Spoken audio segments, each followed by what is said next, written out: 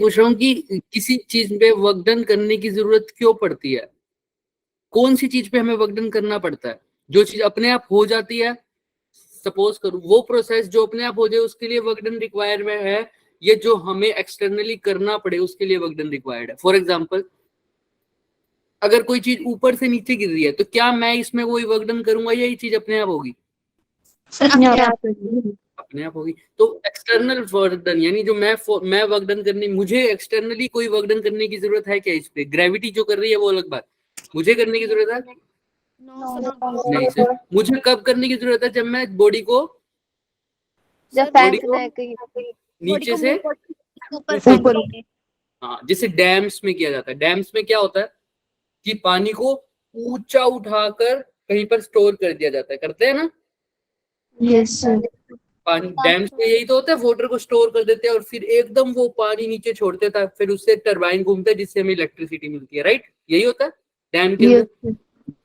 तो डैम्स के अंदर हमें एनर्जी देने की जरूरत है, हमें वर्क डन करने की जरूरत है। क्यों? क्योंकि हम ग्रेविटी के अगेंस्ट काम कर रहे हैं, यानी किसी भी फोर्स के अगेंस्ट काम कर रहे हैं और उसको ऊपर उठा रहे हैं, इसलिए हमें वर्क डन करने की जरूरत है। राइट? क्लियर है ये सबको? यस अच्छा, सर। ऐसे ही तो हमें इतना समझ में आ गया कि एक्सटर्नल वर्क डन तभी करना पड़ रहा है सर जब कुछ किसी चीज के अपोज में मैं काम कर रहा हूँ। जैसे मुझे किसी चीज को जो रेस्ट पे है उसको चलाना है, तो मैं एक्सटर्नल वर्क डन करूंगा। क्यों करूंगा सर? उसको फ्रिक्शन या कोई भी फोर्स है वो रोके हुई है, राइट? या कोई सरफेस की फोर्स है उसको रोकी हुई है, तो मेरे को उसके एक्स्ट्रा, अगर मेरे को उसको चलाना है तो मैं एक्सटर्नल काम करूंगा। तो मतलब जो काम अपने आप नहीं हो सकते उनके लिए क्या जरूरत है, क्या लगाना पड़ेगा मुझे? अपना वर्क, हाँ, फोर्स लगाना पड़ेगा या क्या करना पड़ेगा? उनपे करना पड़ेगा, एक्सटर्नल वर्क डन। ठीक है सर, ठीक है। ऐसे ही डाइपोल, सर डाइपोल को मैं अगर किसी एक्सटर्नल इलेक्ट्रिक फील्ड में रखता था तो क्या होता था? सोच के बताना सर। डाइपोल को मैं एक्सटर्नल इलेक्ट्रिक फील्ड में रखता तो क्या होता था? यहां से फील्ड आ रहा है, मैंने एक डाइपोल को रखा इसके अंदर, तो क्या हुआ था? पता लगेगा, रोटेट हुआ था। उसके ऊपर क्या लगी थी? टॉर्क लगी थी। Very good. क्या लगी थी? एक्सटर्नल फोर्स नहीं लगेंगी अभी, टॉर्क लगी थी। क्या लगी थी? टॉर्क लगी थी, जिसकी वजह से डाइपोल रोटेट हो जाता था। अच्छा, ये रोटेट होता था तो ये सर कहाँ, क्या क्या करता था रोटेट होने के बाद? कैसा क्यों होता था रोटेट? ताकि क्या कर ले अपने आप को? सोचो। अलाइन। हाँ, किसकी डायरेक्शन में?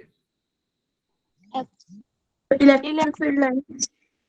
इलेक्ट्रिक फील्ड की डायरेक्शन में, इलेक्ट्रिक फील्ड की डायरेक्शन में। जैसे सर यहाँ पर था, अगर हमने देखा हो तो, अगर यहाँ पर मैं बता देता हूँ। देखो, हमने क्या किया था, यहाँ से इलेक्ट्रिक फील्ड रखा था, याद है किसी को? ऐसे इलेक्ट्रिक फील्ड रखा था और इसके बीच में क्या रखा था? एक डाइपोल रखा था सर। अगर मान लो ये नेगेटिव क्यू है, ये पॉजिटिव क्यू है, ये नेगेटिव क्यू है, तो इलेक्ट्रिक फील्ड के प्रेजेंस में डाइपोल ऐसा हो जाता था, ऐसा अरेंज हो जाता था, राइट? ये नेगेटिव क्यू हो जाता था, ये पॉजिटिव क्यू हो जाता था, यही हो जाता था ना? Yes sir. क्योंकि फील्ड की डायरेक्शन भी क्या है इस डायरेक्शन में, राइट की तरफ। और अब डाइपोल जब ऐसा अलाइन हो जाएगा तो डाइपोल मूवमेंट भी कहाँ से कहाँ होती है? नेगेटिव क्यू से पॉजिटिव साइड। तो डाइपोल मूवमेंट की साइड हो जाएगी, राइट की तरफ। तो बेसिकली क्या होता था, डाइपोल हमारा अलाइन हो जाता था। डाइपोल अलाइन कैसे होता था? इसकी डायरेक्शन में, इन द डायरेक्शन ऑफ, ये पढ़ के आया करो भाई, ये मेरे को दोबारा बताना पड़ रहा है, इन the direction of electric field. तो मतलब मैं शॉर्ट में बोल सकता हूं, डाइपोल मूवमेंट की और इलेक्ट्रिक फील्ड की डायरेक्शन क्या हो जाती थी? सेम हो जाती। क्लियर है क्या? Yes sir. तो याद रखिए करो, जिसको ये भी समझना है ट्रिक क्या है इसकी, कि पॉजिटिव चार्ज उस साइड अलाइन हो जाएगा जिस डायरेक्शन में इलेक्ट्रिक फील्ड का एरो है। एरो कौन सी साइड है? इस साइड, तो पॉजिटिव चार्ज इस साइड आ गया। समझ में आ रहा है? अगर इलेक्ट्रिक फील्ड ऐसे है तो पॉजिटिव चार्ज ऐसे आ जाएगा, नेगेटिव ऐसे आ जाएगा। क्लियर है क्या? Yes sir. चलो फिर, ये तो हमने कर लिया था, राइट? Yes, sir. तो आओ अब क्या करते हैं, work done in rotating a dipole. तो sir work done in rotating a dipole का मतलब क्या है, आप ध्यान से देखना। अगर इसके ऊपर वर्क डन करना पड़ रहा है सर, तो इसका मतलब ये अपने आप, अगर ये वर्क डन, एक तो डाइपोल को तो मैं रख दूंगा, वो अपने आप रोटेट हो जाता है ना, किसकी डायरेक्शन में लाइन होने के लिए, Electric field. इलेक्ट्रिक फील्ड की डायरेक्शन में। लेकिन अगर मेरे को वर्क डन मुझे करना पड़ रहा है, अगर मुझे वर्क डन करना पड़ रहा है, तो इसका मतलब मैं इलेक्ट्रिक फील्ड की डायरेक्शन में नहीं जा रहा हूँ, उससे Opposite. अपोजिट में जा रहा हूँ, तभी तो एक्सटर्नल वर्क डन करना पड़ रहा है ना, समझ में आ रही है। तो यानी अगर इलेक्ट्रिक फील्ड इस साइड है और डाइपोल, ये मेरा डाइपोल है बच्चे, अगर इलेक्ट्रिक फील्ड ये जो मेरी उंगलियां उस तरफ है, इलेक्ट्रिक फील्ड उस तरफ है जिस तरफ मेरी उंगलियां, ये डाइपोल है, तो अगर मैं डाइपोल को इलेक्ट्रिक फील्ड में छोड़ दूंगा तो वो ऐसा अलाइन होना जाएगा, राइट, ऐसे Yes, अपने sir. अपने आप रोटेट होना चाहेगा। बट मैं एक्सटर्नल वर्क डन कर रहा हूँ ताकि ये क्या हो जाए, इसके अपोजिट में जाए, मतलब इससे दूर जाए, दिख रहा है ऐसे। Yes, sir. ये वर्क डन मैं कर रहा हूँ, ये वर्क डन मैं कर रहा हूँ। ये भी देखो डाइपोल अभी भी रोटेट हो रहा है, लेकिन ये मेरी फोर्स के द्वारा, यानी एक्सटर्नल फोर्स के द्वारा क्या हो रहा है, रोटेट हो रहा है। क्लियर है। Yes, sir. Yes. हाँ।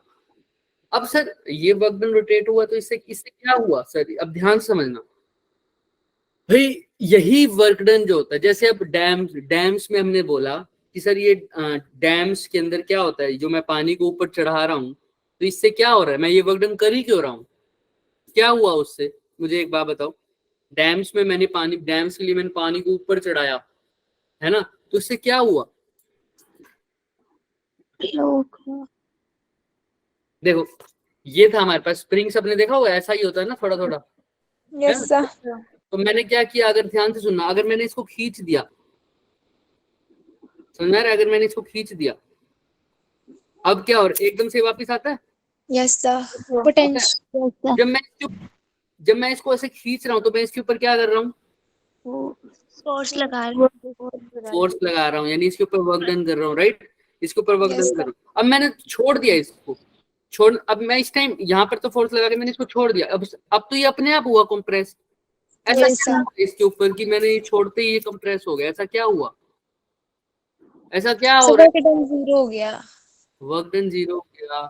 और अच्छे से बोलो इसको, ऐसा क्या हुआ कि ये वापस कंप्रेस हो गया एकदम, और sir restoring force restoring force लगी है। और बोलो सर, ये जो मैंने वर्क डन किया था ना, ये जो मैंने वर्क डन किया था, ये जो मैंने वर्क डन किया था यहाँ से यहाँ तक, अब ये वर्क डन मेरा क्या हो गया, एनर्जी की फॉर्म में स्टोर हो गया, एनर्जी की फॉर्म में क्या हो गया, स्टोर।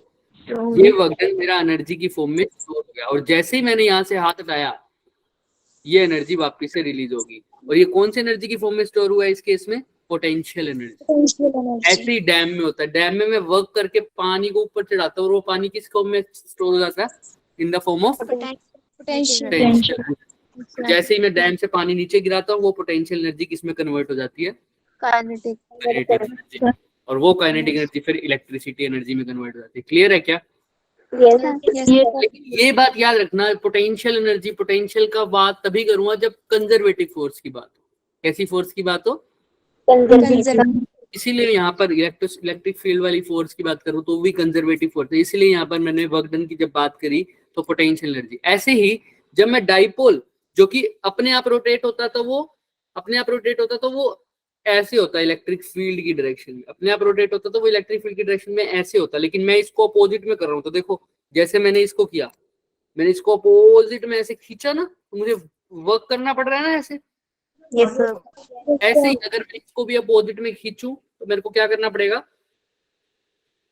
क्या करना पड़ेगा, और यही वर्क डन किस में स्टोर हो जाएगा, इसकी पोटेंशियल एनर्जी में।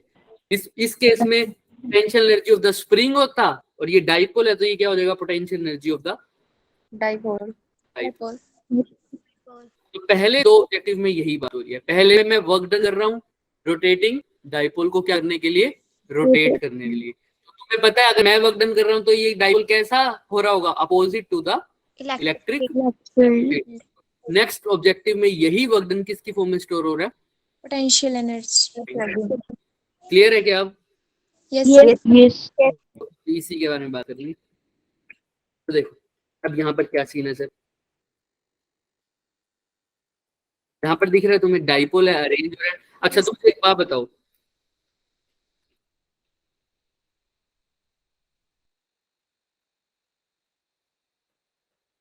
मैंने यहाँ पे खाली पेज छोड़े थे। देखो ये हमारे पास अगर इलेक्ट्रिक फील्ड था,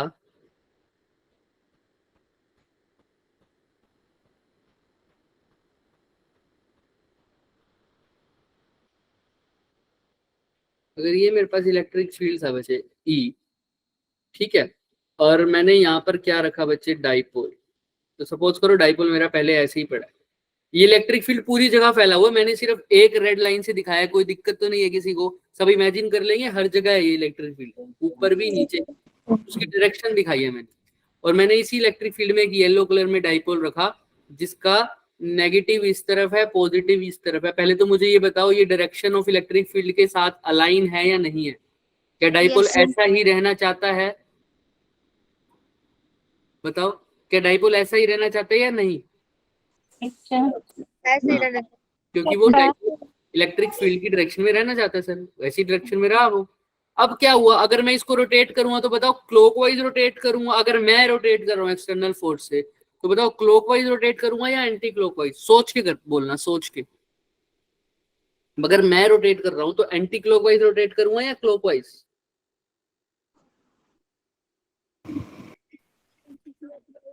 सोचो पहले फिर बोलना। Anti-clockwise. Anti-clockwise. क्यों?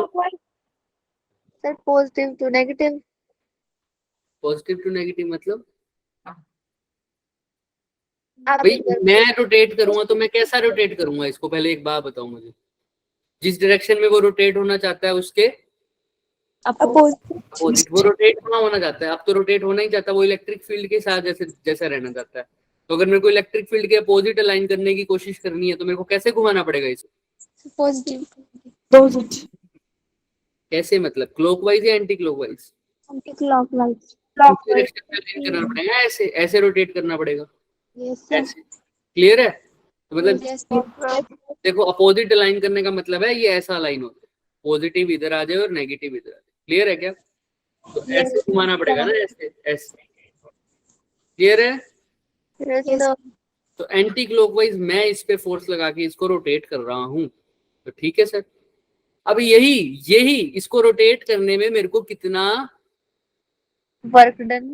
करना पड़ेगा उसी के बारे में बात कर रहे हैं। भाई वर्क डन का अगर वैसे वर्क डन का फॉर्मूला पढ़े तो क्या होता है? Sir, F dot ds. Very good, Force into displacement. Force into F dot S बोलते हैं इसको, डॉट प्रोडक्ट यानी एफ एस कोस थीटा। अगर स्मॉल वर्क डन हो तो क्या करेंगे, एफ डॉट डी एस यानी small displacement, F D S cos theta. ये तो सब जब करते थे जब लीनियर मोशन होता था, कैसा होता था, Linear motion. बट यहाँ पर क्या डाइपोल आगे पीछे मूव कर रहा है या रोटेट कर रहा है? Rotate. रोटेट कर रहा है, तो ये रोटेशनल मोशन, एंगुलर मोशन की बात हो गई। और हमें एक बात पता है सर, एंगुलर मोशन में ध्यान से सुनना, मैंने टॉर्क के बारे में बात की, जो काम फोर्स का होता है वो किसका होता है, टॉर्क का। तो सर डी डब्ल्यू यहाँ पर निकालने के लिए फोर्स की जगह तो टॉर्क लिख दूंगा। डिस्प्लेसमेंट यहाँ पर आगे पीछे मूव हो रहा है या एंगल चेंज हो रहा है, देखो एंगल यहाँ पर एंगुलर डिस्प्लेसमेंट होती है, ये होती है डीएस लीनियर डिस्प्लेसमेंट। क्या होती है? Linear displacement. और यहाँ पर अगर डी थीटा लिख दूं तो ये कैसी डिस्प्लेसमेंट होगी, Angular. कोस थीटा तो वैसे का वैसे। क्लियर है क्या? Yes, sir. ठीक है। अब यहाँ पर मैं अभी कोस थीटा वाली चीज को हटाऊंगा, क्यों हटाऊंगा अभी बाद में बताते हैं, क्योंकि कोस यहाँ पर क्या है, Direct. सोचने वाली बात है। बताओ मुझे कोस क्या है यहाँ पर? सर कोस क्या है यहाँ पे? यहाँ पर कोस नहीं आता, वैसे क्यों नहीं आता पहले मुझे ये बताओ। सर कोस की वैल्यू बताने के लिए। देखो सोचो, तुम सोचो पहले, एज ए होमवर्क लो। यहाँ पर क्या लोगे होमवर्क, यहाँ पर कोस क्यों नहीं आता सर? टी डी थीटा, इसका आंसर इसकी यूनिट्स में मिल जाएगा। किस में मिलेगा इसकी? यूनिट्स। क्लियर है? अभी के लिए ये तो दिमाग में आ जाएगा ना, टॉर्क क्यों आया और डी थीटा क्यों आया, यस समझ में आएगा धीरे धीरे कैसे होगा। यहाँ तक तो समझ में आया sir, d W is equal to torque into d theta होता है। अच्छा, इससे क्या हुआ सर? अब आओ, टॉर्क इंटू डी थीटा करेंगे तो कुछ नहीं करना, आप टॉर्क और डी थीटा को बस वैल्यूज पुट करनी है। अभी ध्यान से देखो, यहाँ तक क्लियर है? देखो, यस सर। टॉर्क का फॉर्मूला डाइपोल के केस में क्या होता था, याद है? पिछली बार ही निकाला था, पिछली से पिछली बार। टॉर्क का फॉर्मूला, जब डाइपोल रोटेट होता है तो कितनी टॉर्क से रोटेट होता है? डाइपोल मूवमेंट और इलेक्ट्रिक फील्ड की फॉर्म में। सोचो, फिर रिवाइज नहीं करके आए। रिवाइज नहीं करोगे ना बच्चे, मैं सर सच में पी sin थीटा रिवाइज करके आया करो। बिल्कुल, जिसने बोला बहुत सही बोला। P क्रॉस E यानी P E sine theta. Sir अब P E साइन थीटा है, DW का फॉर्मूला क्या था? Torque into d theta. Torque into torque की जगह तो P E साइन थीटा लिख सकता हूँ ना sir? Yes P E sine theta D theta. अब स्मॉल वर्क डन है, स्मॉल को मैं टोटल वर्क डन में निकालना हो तो दोनों साइड क्या कर दो? इंटीग्रेट। डी डब्ल्यू का इंटीग्रेशन तो 0 से W मान लो। शुरू में इनिशियल वर्क डन 0 पर W था तो W ही हो जाएगा। अब आती है P। क्या डाइपोल मोमेंट कांस्टेंट क्वांटिटी होती है क्या? हाँ या ना? यस ले लो। इलेक्ट्रिक फील्ड भी यहाँ पे यूनिफॉर्म कांस्टेंट है तो बाहर ले लो। फिर क्या रह जाएगा? sin theta D theta. Sine theta D theta. अब साइन थीटा का अभी लिमिट्स पुट करो पहले तो। कहाँ गया? यहाँ पर। अब ये थीटा 1 थीटा 2 क्या सीन है, इसके बारे में बात करते हैं। भाई शुरू में मान लो मेरा डाइपोल, वहीं उसी डायग्राम पे आ जाओ। शुरू में मेरा डाइपोल ऐसा लाइन था, ऐसा, तो अभी थीटा कितना है? कुछ भी नहीं है, 0 है ना इलेक्ट्रिक फील्ड के साथ। अभी थोड़ा सा इसको मैं रोटेट कर दूं अगर बच्चे, ऐसे दिख रहा है ये पॉजिटिव क्यू, ये क्या हो गया? Negative Q. अब इलेक्ट्रिक फील्ड हॉरिजॉन्टल है, यानी हॉरिजॉन्टल के साथ ये कितना एंगल बनाएगा? अब 1 मान लो, क्या मान लो? कुछ भी, थीटा 1 बोल दो। अब थोड़ा सा और रोटेट करने के बाद ये कुछ ऐसा आ जाएगा क्या? देखना, प्लस क्यू इधर, माइनस क्यू इधर। तो अब बताओ ये हॉरिजॉन्टल के साथ कितना एंगल बनाएगा? सपोज करो थीटा 2 डाल दो तो थीटा 2 बोल दो, ये वाला एंगल। तो सपोज करो ये इसकी फर्स्ट कंडीशन थी, सेकंड कंडीशन थी और थर्ड कंडीशन थी। फर्स्ट कंडीशन तो मैंने बताई है तुम्हें। सपोज करो ये सेकंड से थर्ड की तरफ रोटेट हो रहा है, यानी कितने एंगल से रोटेट हो रहा है? थीटा 1 2, यानी थीटा 1 से रोटेट कर रहा हूँ इसको थीटा 2 तक। किसी को यहाँ तक कोई डाउट है बच्चे? पहले तो वो पूछो। सर आपकी ये डायग्राम नहीं समझ आई। कौन सी डायग्राम बताओ? कौन सी वाली? अभी आपने ये बनाया है वो वाला। एक सेकंड रुको, ग्रीन पेन से बनाया है। देखो शुरू में मैं कह रहा हूं, शुरू में मेरा ये था, येलो वाला दिख रहा है क्या? चलो मैं नेक्स्ट। शुरू में ये तो ये इलेक्ट्रिक फील्ड है बच्चे, और मेरा डाइपोल भी शुरू में ऐसा ही था। क्लियर है? ये नेगेटिव क्यू, ये पॉजिटिव। अब मैं कह रहा हूं मेरे डाइपोल को थोड़ा सा रोटेट कर रहा हूं तो थोड़े टाइम बाद ये कुछ ऐसा होगा।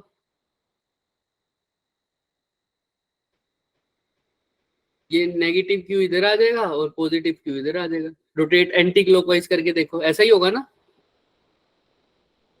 बोलो। Yes sir. थोड़ा सा और रोटेट कर दो तो ये कैसा दिखेगा तुम्हें? ऐसा नहीं दिखेगा क्या? ये पॉजिटिव क्यू यहाँ आ जाएगा, ये नेगेटिव क्यू यहाँ आ जाएगा। यस तो सर। ये कह रहा हूँ इलेक्ट्रिक फील्ड कौन सी डायरेक्शन में है? हॉरिजॉन्टल है ना, तो बस एंगल कह रहा हूँ। हॉरिजॉन्टल के साथ पहले की तरह बन रहा था सब येलो वाले केस में 0 डिग्री, प्लस क्यू वाले इस वाले ग्रीन वाले केस में हॉरिजॉन्टल के साथ एंगल बन रहा है मान लो थीटा 1, और ब्लू वाले के साथ कितना बन रहा है एंगल हॉरिजॉन्टल का? थीटा 2।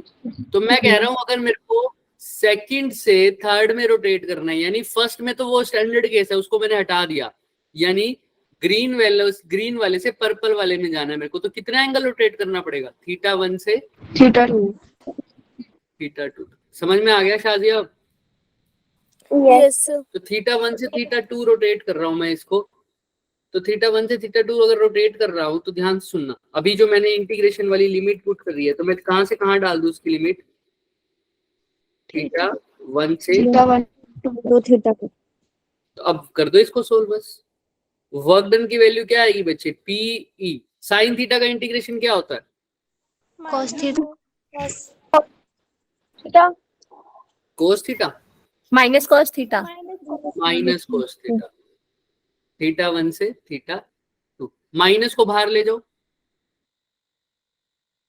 और पुट कर दो upper limit minus lower limit, तो क्या हो जाएगा? Cos θ2 minus cos cos theta. Theta 1। Clear है क्या? Yes sir. ये हो गया sir work done in rotating a dipole. Clear है क्या सबको? Yes, sir. किसी को कोई भी डाउट है तो पहले मेरे से बात करें। यही यहाँ पे ना, देख लो, दिख रहा है?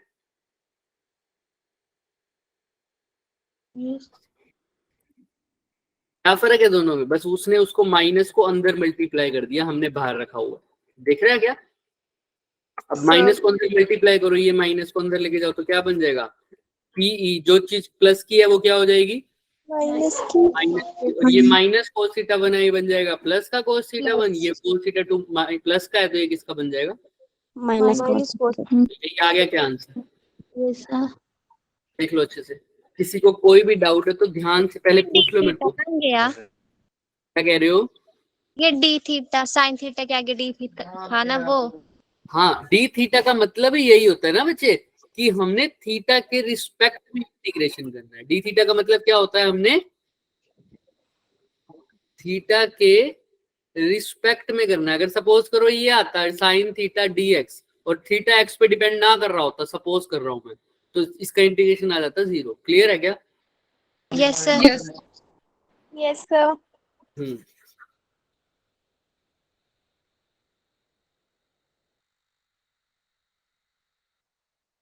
मतलब इसका इंटीग्रेशन 0 नहीं आता। सब मैं क्या बोल रहा हूँ अभी, अगर मान लो ये dx सिर्फ अंदर होता तो इसका इंटीग्रेशन x हो जाता। समझ में आ रही है ना? मतलब तुमने ऐसे समझना, अगर मान लो साइन x का डी थीटा के रिस्पेक्ट में करो तो बिल्कुल इसका कोई इंटीग्रेशन हो ही नहीं सकता, क्योंकि यहाँ पर इंटीग्रेशन तभी होगा जब यहाँ पर क्या होगा? Sine x dx। तो अब साइन x का करोगे, वरना साइन x का, मेरा कहने का मतलब है यहाँ पर अगर डी थीटा हो तो साइन x का नहीं हो सकता। समझ में आ रहा है क्या? yes sir सिर्फ ये बताएगा कि किसके रिस्पेक्ट में करना। उल्टा मत ले जाना, क्योंकि हम इंटीग्रेशन उस तरीके से भी करते हैं जब पोलर कोऑर्डिनेट्स में करते हैं, वो भी तुम्हारे केस में नहीं है। उस केस में हम ये चीजें बाहर ले लेते हैं, थीटा टू 2 पाई वाला। तो अभी के लिए याद रखना ये बात, डी थीटा तभी आता है जिसके रिस्पेक्ट में कर रहे हैं। क्लियर है? yes Yes, sir. किसी को कोई डाउट? No. no sir तो सर ये हो गया वर्क डन डाइपोल। तो सर अब यही वर्क डन किसकी फॉर्म में स्टोर हो जाएगा? Potential energy. Potential energy. अब ये पोटेंशियल एनर्जी की फॉर्म में कितना स्टोर होगा, कैसे निकालते हैं पोटेंशियल एनर्जी, ये हमने बात की हुई है बच्चे। याद करो थोड़ा सा। हमने जब कंजर्वेटिव फोर्स के द्वारा वर्क डन की बात की थी तो हमने एक इक्वेशन बोली थी, ध्यान से सुनना। ये इक्वेशन है एक, वर्क डन कंजर्वेटिव फोर्स के लिए, work done by conservative, delta U किसके इक्वल होगा? डेल्टा यू मतलब चेंज इन पोटेंशियल एनर्जी। ये किसके इक्वल होगा? Work done. Minus of work done के। लेकिन ये वर्क डन किसके, कौन सी फोर्स के द्वारा होगा? conservative force Conservative. कंजर्वेटिव। और तुम्हें पता है कंजर्वेटिव फोर्स और external work done, conservative force का वर्क डन और एक्सटर्नल वर्क डन में ये फर्क है कि अगर कंजर्वेटिव फोर्स जो है वो एक्सटर्नल का क्या हो जाता है? माइनस हो जाता है। याद है ना, हमने पढ़ा था पिछली बार जब हमने कहा था जब एक्सटर्नल फोर्स अगर इस डायरेक्शन में, मतलब हम एक्सटर्नल फोर्स इस डायरेक्शन में ले रहे हैं तो हम जो फोर्स लगा रहे हैं वो इस डायरेक्शन में लेते हैं, तो जो वर्क डन होता था वो क्या हो जाता था, एक्सटर्नल वाला पॉजिटिव ले लेते थे और कंजर्वेटिव वाला नेगेटिव। नेगेटिव। तो या तो तुम ये लिख दो, ये एक फंडामेंटल डेफिनेशन है, याद रखना इसको। ये कभी लिख सकते हो जब फोर्स कैसी हो, कंजर्वेटिव। या तो तुम अब ये लिख दो, या delta U is equal to W भी हो सकता है पॉजिटिव का, लेकिन ये फोर्स कैसा हो, एक्सटर्नल हाँ फोर्स कैसी हो, एक्सटर्नल। वर्क डन कैसा हो, external work done. Very good. कोई बच्चा नॉन कंजर्वेटिव मत बोल देना इसको, बहुत गलत हो जाएगा आंसर, बिल्कुल गलत हो जाएगा। कैसा हो, एक्सटर्नल। एक्सटर्नल होगी वर्क डन कैसा, बाय एक्सटर्नल फोर्स, क्योंकि एक्सटर्नल और कंजर्वेटिव में यही तो फर्क है, एक पॉजिटिव है तो दूसरा नेगेटिव।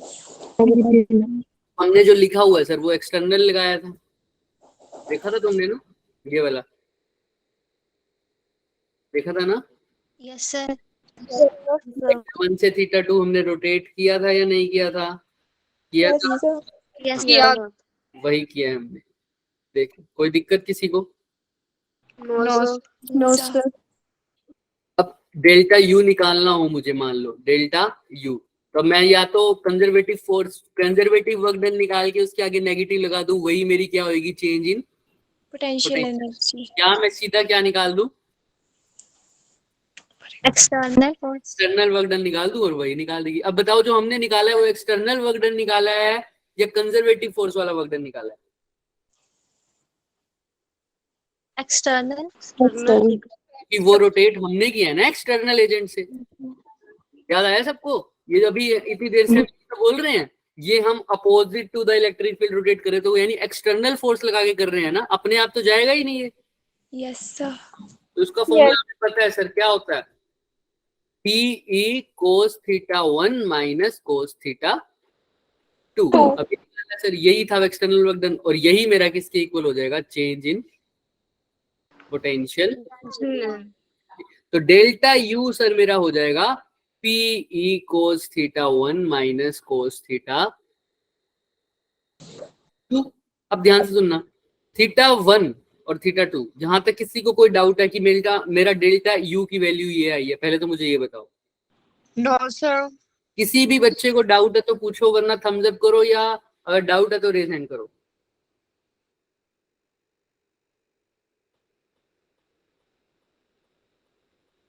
चलो कोई भी शर्माना मत भाई, किसी को भी डाउट है तो पूछ लो। चलो ठीक है बच्चे, यहां तक हो गया। अब सर ये तो चेंज इन पोटेंशियल एनर्जी है ना, लेकिन देखो मैंने ऑब्जेक्टिव में क्या लिखा है, सिर्फ पोटेंशियल एनर्जी। सर अगर हमें मान लो U fine, change in potential energy मतलब U final minus U initial. PE cos theta 1 minus cos theta 2। तो सर अगर जब भी ऐसा होता था तो हम क्या कहते थे, एक जगह पोटेंशियल एनर्जी को क्या मान लेते थे, जीरो। और वो जनरली मानते थे कहां पर, कहां पर होती थी, जीरो, इन्फिनिटी। हाँ इन्फिनिटी। लेकिन यहाँ पर इन डिस्टेंस वाला तो कोई केस है ही नहीं, यहाँ पर तो थीटा पे डिपेंड कर रहा है सब कुछ।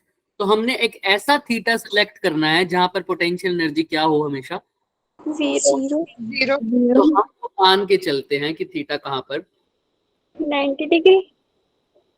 थीटा 90 डिग्री पर पोटेंशियल एनर्जी क्या होती है, जीरो पुट करोगे तो दिख भी जाएगा तुम्हें वैसे। तो U इज इक्वल टू 0 होगा थीटा 90 डिग्री पर। तो अब यहां पर ध्यान रखना, हाँ पायल बोलो बोलो, पायल कुछ कह रहे हो, गलती से।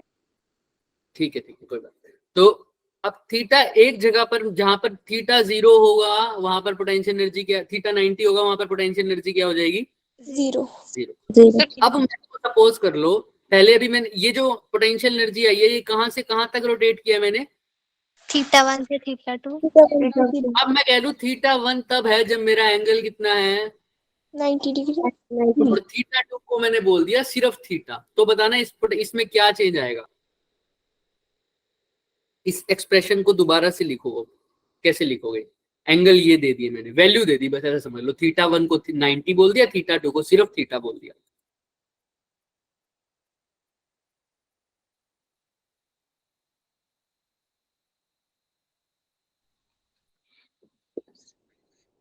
बताओ भाई। माइनस दो- cos theta 2 minus cos theta theta. इस साइड लेफ्ट साइड क्या लिखूं, यूएफ के नीचे क्या लिखूं, यूएफ। Yes sir.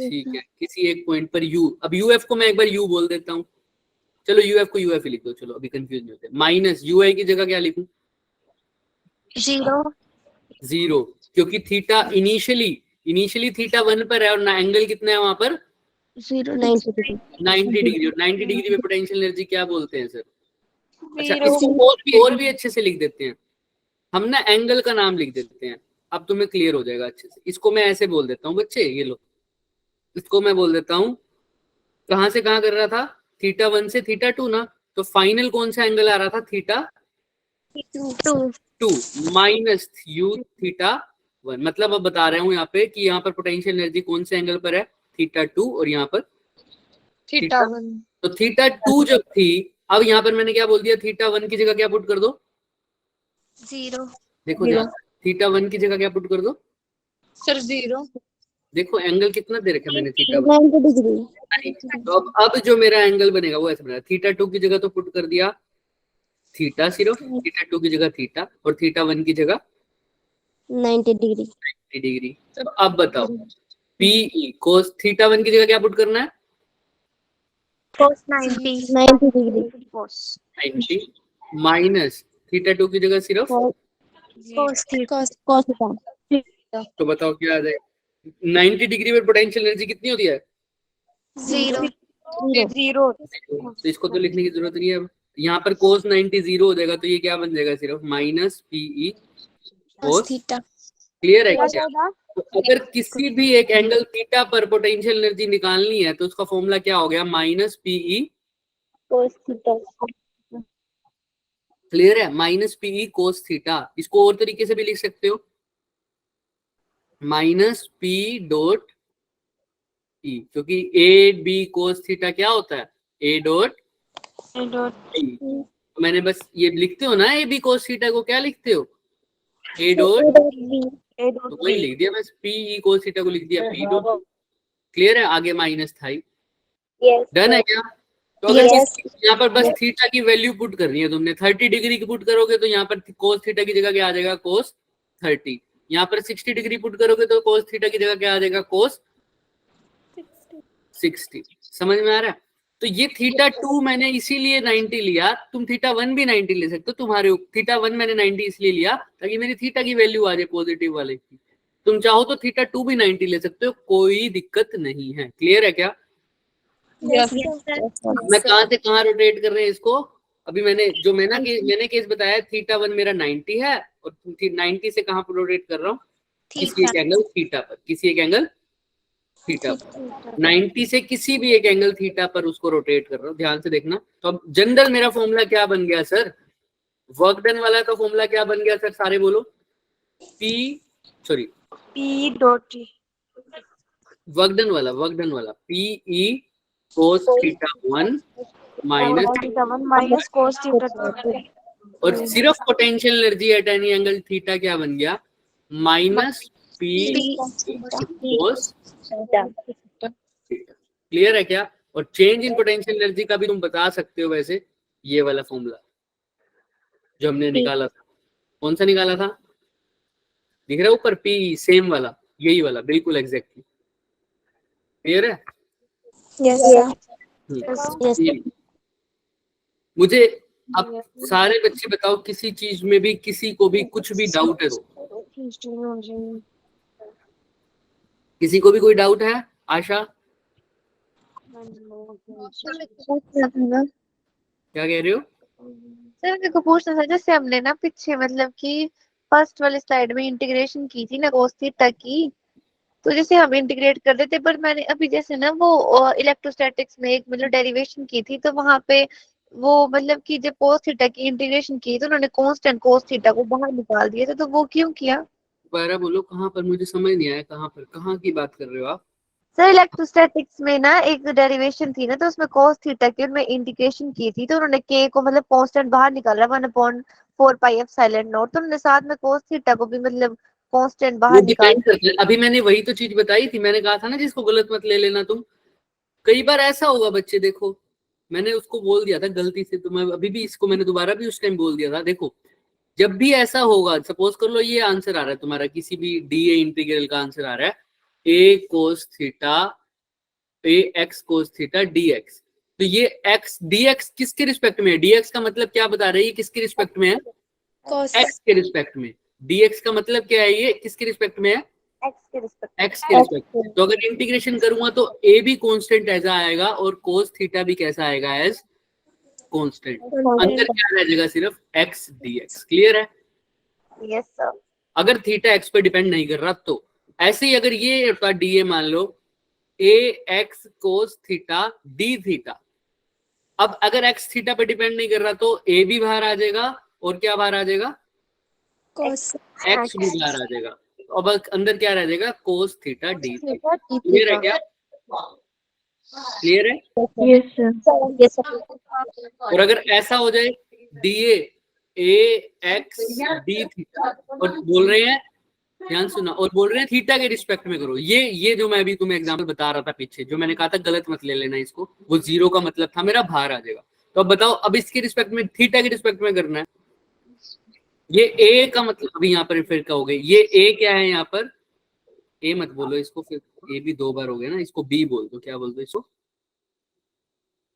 बी बोल, बी बी बी बी।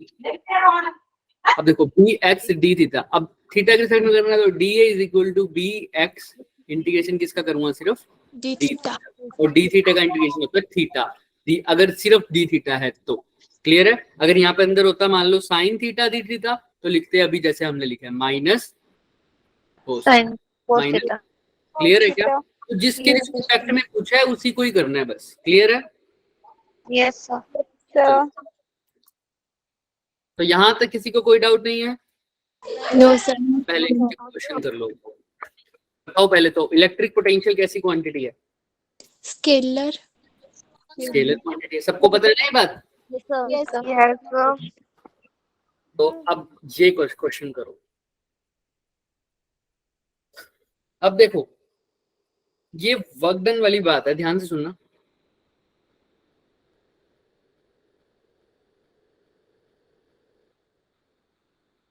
ये क्या कह रहा है भाई? ध्यान से सुनना। 3 पॉइंट चार्जेस हैं, Q है, -2Q है, और दूसरा तीसरा भी क्या है? -2Q। ये कहाँ प्लेस है? Equilateral triangle. इन सब की साइड क्या है? ए, ए और ए। दिख रहा है क्या? Yes sir. शायद हमने कर लिया था क्या? नो कर सर। लिया था? अच्छा। ये किसके ऊपर क्वेश्चन है बेचे? ये पोटेंशियल एनर्जी के ऊपर क्वेश्चन है, जो हमने पिछले लेक्चर में किया था ना, उसके ऊपर है। हाँ, ये रह गया था शायद। 1 2 3, अगर नहीं किया था तो जहां तक मुझे याद है हमने कर लिया था, या दूसरे लेक्चर में किया होगा। अब क्या करना है? ये तो अरेंज है, अब क्या निकालना है तुमने? पढ़ो, क्या निकालना है? Work Done by the external force increase their substitution to here. 2a। मतलब अब नया जो इनका जो नए जो ये चार्जेस होंगे, -2Q, यहाँ पर भी -2Q, अब इनके बीच में जो डिस्टेंस होगा वो कितना होगा? a ना होके कितना हो जाएगा? होगा 2a। क्लियर है क्या? Yes sir. Yes, तो तुमने बताना है कि पहले ये चार्जेस ए डिस्टेंस पे थे, तो तुमने कुछ वर्क किया इस पे, तो अब ये दोनों सारे एक दूसरे से दूर हो गए। अब इनके बीच में नया डिस्टेंस क्या है? 2a। 2a। तुमने यही बताना है कि तुमने कितना इन पे वर्क किया। समझ में आ रहा है? कितना इस पे वर्क किया, कि ये पहले तो ए डिस्टेंस पे दूर थे, अब कितनी दूर हो गए? 2a। 2a। बताओ। 2a.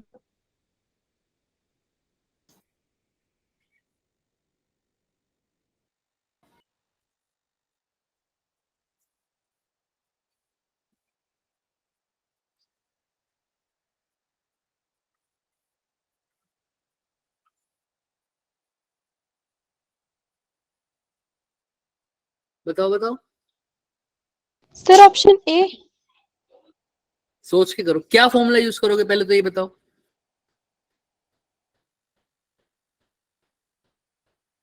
एक सेकेंड।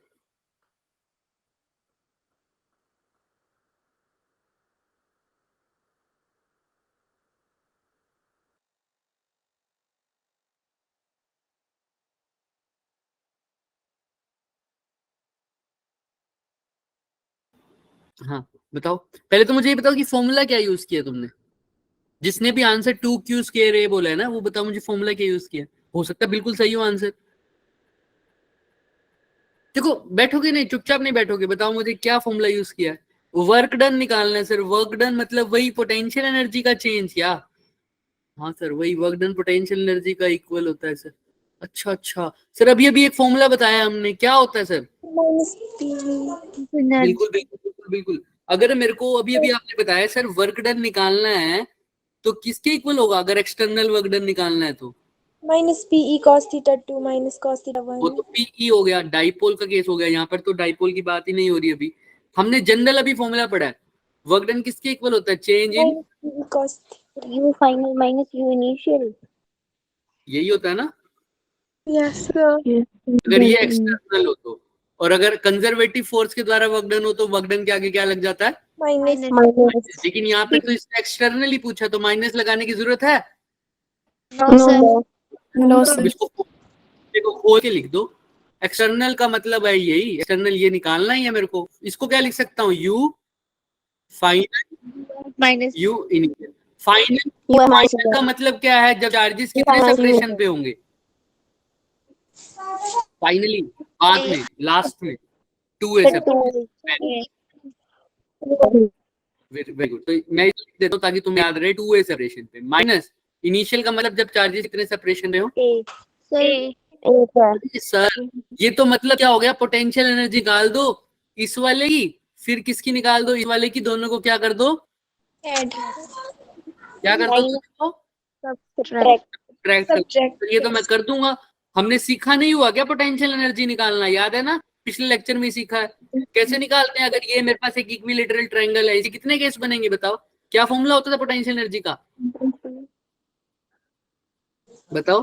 के जनरल फॉर्मूला बताओ, के Q1 upon are k Q1 Q2 upon upon r square upon Q2 r, upon are.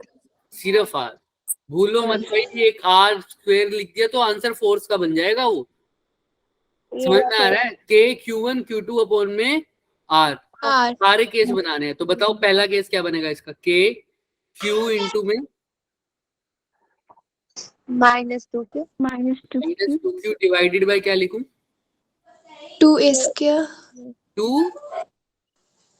a square A square क्यों बोल रहे हो, डिस्टेंस का स्क्वायर 2a 2a, हाँ प्लस दूसरा केस बताओ, सर K minus के Q 2Q. Minus 2q divided by 2a 2a, उसके बीच में भी 2a ही है। तीसरा केस बताओ, वो भी सेम ही होगा, के माइनस 2 हाँ हाँ सही बोल रहे हो, बिल्कुल सही बोल रहे हो, minus K minus Q. Minus Q, भाई क्यू सर और माइनस 2q ले लिया, क्यू और माइनस 2q ले लिया, अब क्या रह गया, माइनस 2q और minus 2q। Very good, minus 2q और माइनस 2q, ये वाला भी ले लिया सर, ये वाला भी ले लिया। अब इन दोनों की भी तो बारी आएगी ना, फर्स्ट सेकंड और थर्ड, फर्स्ट और सेकंड भी ले लिया, फर्स्ट और थर्ड भी ले लिया, अब सेकंड और थर्ड लूंगा ना यस अपॉन में, इनके बीच में भी डिस्टेंस कितना है, 2a अब इसको सोल्व करके बताओ पहले पोटेंशियल एनर्जी, ये क्या आ गई, पोटेंशियल एनर्जी है 2a। तो बताओ पहले इन सबको सोल्व करके क्या आ रहा है, तीनों को फटाफट करके बताओ।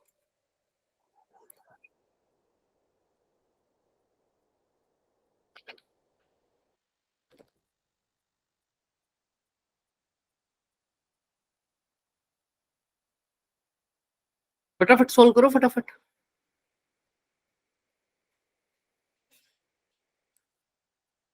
टाइम होने वाला है, जल्दी जल्दी जल्दी जल्दी हाथ चलाओ, जल्दी जल्दी।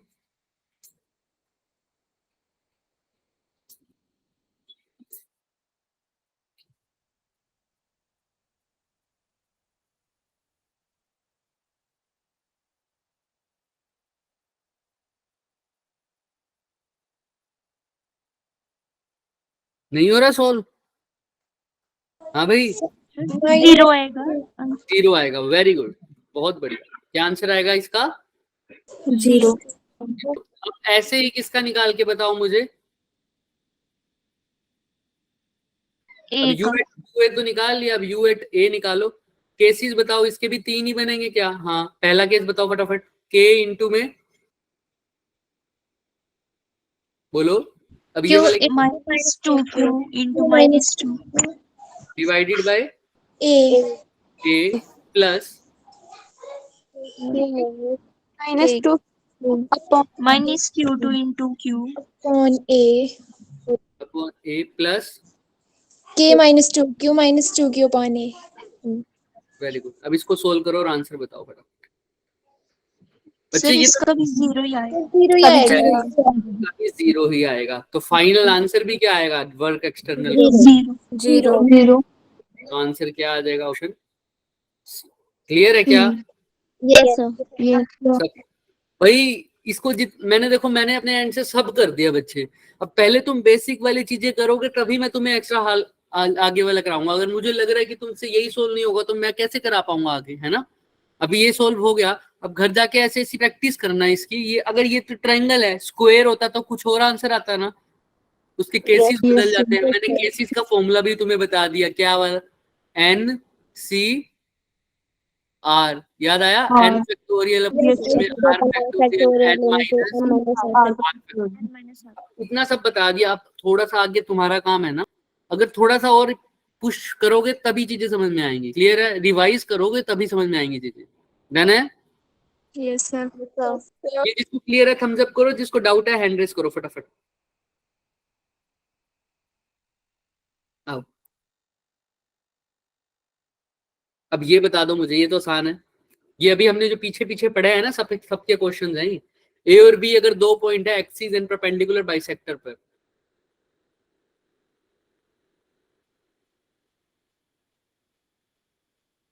भाई ए पॉइंट कहां पर है उसकी? एक्सिस पर। और बी पॉइंट कहां है? परपेंडिकुलर किसके? डाइपोल के। तो जो पॉइंट एक्सिस पे है ए पॉइंट, यानी तो वो कौन सी किसकी तरह बिहेव करेगा? एक्सिस पर है तो डाइपोल के 2 पॉइंट ही तो पड़े थे। कौन कौन से 2 पॉइंट पड़े थे डाइपोल के? बताओ बताओ।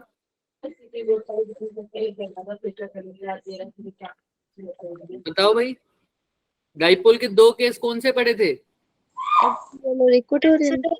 हाँ, तो जब पॉइंट एक्सिस होता है तो उसको क्या बोलते हैं? एक्सियल। और जब इक्वेटोरियल पे होगा तो परपेंडिकुलर बाइसेक्टर, यानी बी पॉइंट कैसा है? इक्वेटोरियल। तो बताओ मुझे ए और बी का रिलेशन क्या होता था? अगर पॉइंट बहुत दूर हो तो क्या हो? बहुत फार अवे, मतलब बहुत दूर हो, आर बहुत बड़ा हो, तो एक्सियल पे क्या आती थी फील्ड? सर एक्सियल क्या आता था?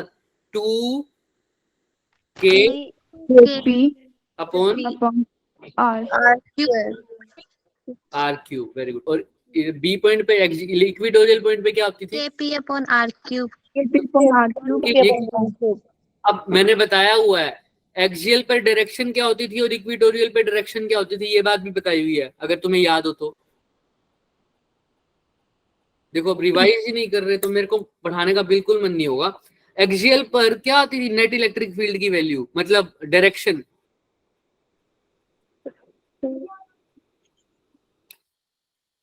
एक्सियल जब पॉइंट किया था, यहाँ पर -q रखा था, +q रखा था, एक्सियल पॉइंट पर देखा था, पी पॉइंट पर इलेक्ट्रिक फील्ड भी इधर था। तो हमने बोला था जिस डायरेक्शन में इलेक्ट्रिक फील्ड होगा, in the direction of electric field, लेकिन in the direction of dipole moment, in the direction of moment. लेकिन इलेक्ट्रिक फील्ड एट बी क्या हुआ था? इक्वेटोरियल पे नेट इलेक्ट्रिक फील्ड तो इधर आ रहा था, डाइपोल मोमेंट इधर थी, तो दोनों दूसरे के क्या हो गए थे? अपोजिट। इसलिए यहाँ पर क्या बोलता था, क्या लगा देता था? माइनस लगाओगे। क्यों? क्योंकि डायरेक्शन क्या है? अपोजिट। क्या आंसर आना चाहिए? A B C D. Sir C clear है क्या? Sir, yes sir. तो ये दिमाग में रखना चीजें। जो बी ऑप्शन पे क्लिक कर जाएगा वो गलत हो जाएगा, क्योंकि मैग्नीट्यूड तो सही बात है लेकिन इसने वेक्टर लगाया यानी डायरेक्शन भी साथ साथ पूछी है, तो डायरेक्शन के लिए साइन लगाया अपोजिट। क्लियर है? यस अब ये बताओ मुझे, अब सोच समझ के बोलो, अगर एक डाइपोल को मैं यूनिफॉर्म इलेक्ट्रिक फील्ड में रख दूं तो बताओ उसके ऊपर क्या लगे? तो कपल का मतलब होता है टॉर्क। क्या होता है? टॉर्क तो बताओ क्या ऑप्शन आएगा? So C option. सी। सबको समझ में आ रहा है ना? नेट फोर्स तो क्या होती है? जीरो होती है सर। अगर एक क्यू ई लग रही है तो दूसरी कैसी लगती है? Minus Q. दोनों का नेट फोर्स तो जीरो हो जाती थी, लेकिन टॉर्क लगती थी। और टॉर्क क्या करती है? रोटेशन प्रोवाइड करती है या मोशन आगे की तरफ मूव कराती है? रोटेशन क्लियर है? यस अब एक क्वेश्चन है, फटाफट देखो।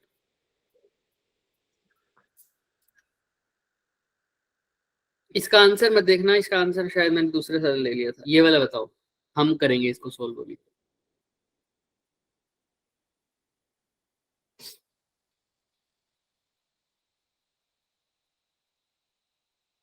एक इलेक्ट्रिक डाइपोल है बच्चे, दो अपोजिट चार्जेस हैं उसके पास। क्या क्या?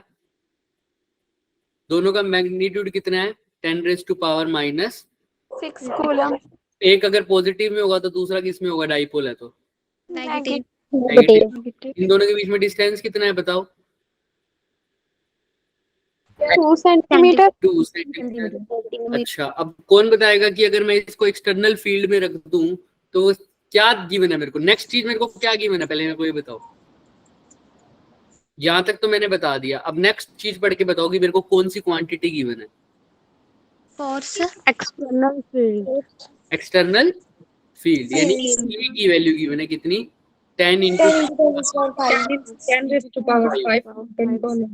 यानी इसको क्या बोल दूं सीधा? 10⁻6। तो मेरे को इलेक्ट्रिक फील्ड गिवन है, Q की वैल्यू गिवन है, डिस्टेंस की वैल्यू यानी 2a की वैल्यू गिवन है। सर फोर्स का फॉर्मूला क्या होता है? टॉर्क। इसने टॉर्क की पूछी है ना? Torque P cross E P cross E यानी P sin. इसने मैक्सिमम टॉर्क पूछी है। P भी कांस्टेंट है, E भी कांस्टेंट है, तो थीटा पे डिपेंड करेगा। तो थीटा क्या होना चाहिए अगर टॉर्क मैक्सिमम होनी चाहिए? तो साइन थीटा। So 90 degree. तो P E साइन 90। तो P की वैल्यू पुट कर देंगे। P की जगह क्या पुट करोगे? E की तो गिवन है इतनी 10⁻6, साइन 91 होता है। P की जगह क्या पुट करोगे? P की जगह P क्या होता है? Dipole moment. कैसे निकाल रहे हो? So Q into 2. magnitude and distance between them हाँ, Q क्या है? Q की वैल्यू 10 into 10⁻6 और 2a की जगह क्या लिख सकता हूँ? 4 नहीं, यही गलती कर रहे हो। 2a की जगह क्या लिखोगे? 2 सेंटीमीटर यानी 2 सेंटीमीटर डिवाइडेड बाय 100 मीटर। तो ये सीधा 2/100। क्यों और क्यों नहीं लिखोगे? हमने बार बार बोला हुआ है, ये तुम अपनी कैलकुलेशन में यूज करते हो 2a। 2a का मतलब क्या है? हम जो 2a लेते थे वो भी तो यही था ना, माइनस Q और पॉजिटिव Q के बीच में डिस्टेंस। और इसने पूरे डिस्टेंस ही तो 2 सेंटीमीटर दे रखे, यानी इसने a की वैल्यू नहीं गिवन। किसकी वैल्यू गिवन है? 2a 2a को 2 सेंटीमीटर बोल रहा है। क्लियर है क्या? yes हाँ, पूरे 2a की जगह 2 सेंटीमीटर। क्लियर? डन कर लेंगे ये क्वेश्चन। yes sir P की वैल्यू भी आ गई, E की वैल्यू भी आ गई, साइन 91 होता है, दोनों को मल्टीप्लाई कर देंगे। क्लियर है? yes sir ये वाला क्वेश्चन इसमें ये वाला नहीं था, मैंने दूसरी तरह का। अच्छा, ये भी कर सकते तुम। ये शायद थोड़ी सी वैल्यूज इसमें चेंज हो गई थी। देखो सर, यहाँ पर यहाँ से यहाँ तक ये अलग पार्ट का था, ये हमने नहीं कर। यहाँ तक देखो, दिख रहा है क्या? P की वैल्यू ऐसे निकलेगी। yes sir किसी को कोई डाउट? no sir बोलो। अब इसने क्या किया है? अब अगर इसमें ये स्पेशल केस पूछ दे, अगर अभी तो इसने मैक्सिमम टॉर्क पूछा है हमें, ठीक है, मैक्सिमम टॉर्क तुम्हें पता है। अगर मिनिमम पूछता या ऐसे पूछ लेता, बताओ 0 से 180 डिग्री तक रोटेट करने के लिए, तो क्या करते? 0 से 180 डिग्री तक रोटेट करने के लिए तो भी है हमारे पास सर। अभी अभी निकाल के आए हो ना, ये क्या पूछा है, अभी तो टॉर्क पूछा है, लेकिन मैं बोल दूं वर्क डन बताओ कहां से कहां तक, 0 से 180 तक रोटेट करने के लिए। तो हमारे पास फॉर्मूला नहीं है क्या वर्क डन का, अभी हमने पढ़ा है। माइनस पी हाँ ये आया था ना, ये किसी को याद हो तो ये देखो पीछे, माइनस पीई cos थीटा। यानी PE cos theta 1 minus cos theta 2 की वैल्यू है क्या, अभी अभी निकाली है जो, Q इंटू 2a से, याद करो, अभी निकाली नहीं भाई, Q इंटू 2a। हाँ तो बोल दिया करो, Q इंटू 2a से निकाली नहीं P की वैल्यू। यस हाँ 2 इंटू 10 टू पावर कितनी हो जाएगी ये, माइनस 8 -8 मान लो। तो अब यहाँ पर क्या हो जाएगा हमारे पास इलेक्ट्रिक, अभी फॉर्मूला क्या है देखो, ये बताओ, PE cos theta 1 minus cos theta 2, P की वैल्यू निकाल ली, इलेक्ट्रिक फील्ड गिवन है 10 to the power 6, cos theta 1 की जगह कहाँ लिखना है, कहाँ से कहाँ रोटेट कर रहा हूँ, 0 से 180 डिग्री तो थीटा 1 की जगह क्या लिखूंगा, कोस 0, और कोस थीटा 2 की जगह cos 80 180। तो अब 10 टू पावर 6 है, पी भी है, और कोस 0 की जगह क्या आ जाता है, 0 कोस 0 0 होता है, क्या होता है, सर और कोस 180 की जगह माइनस माइनस।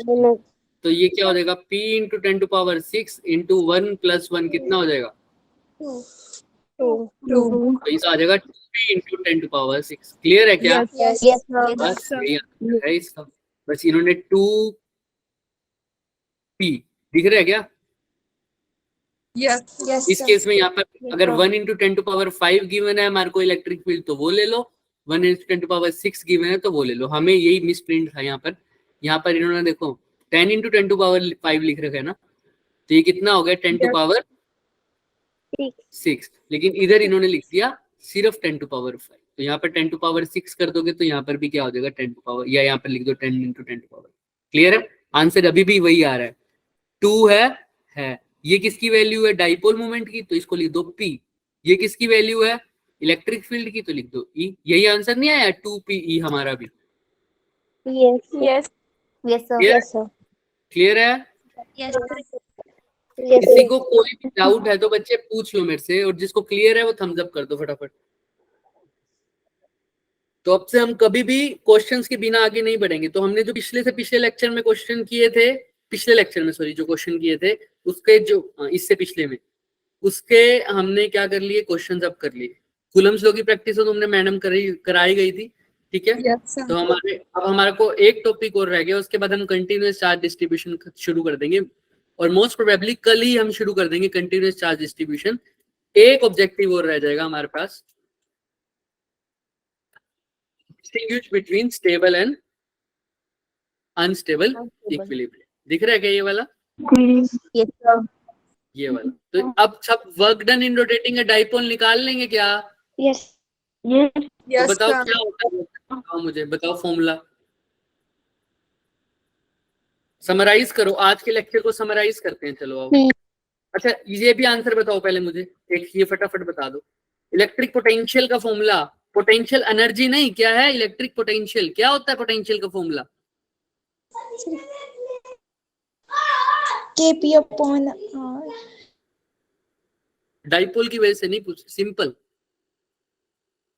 के W upon K W अपन Q होता है वैसे तो, पर K की फॉर्म में क्या होता था, K, और डाइपोल के केस में बता दो, चलो इसमें डाइपोल ही बोल दिया, डाइपोल के केस में क्या पता था, KP अपॉन में R का, बोलो भाई, डाइपोल का क्या होता था एट एनी पॉइंट, याद करो,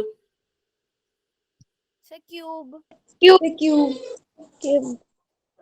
किसी एक पॉइंट पे पड़ रहा था सर, इक्वेटोरियल की वजह से तो 0 हो जाता था, सिर्फ एक्सियल की वजह से रह जाता था, बताओ मुझे, आर स्क्वायर तो था, लेकिन यहाँ पर सिर्फ P था, क्या कौन सा कंपोनेंट था, याद करो, दो कंपोनेंट में तोड़ते थे, minus a square, r square तो ठीक है, ऊपर कुछ और था, डाइपोल मोमेंट P नहीं थी, क्या थी, 2 सर,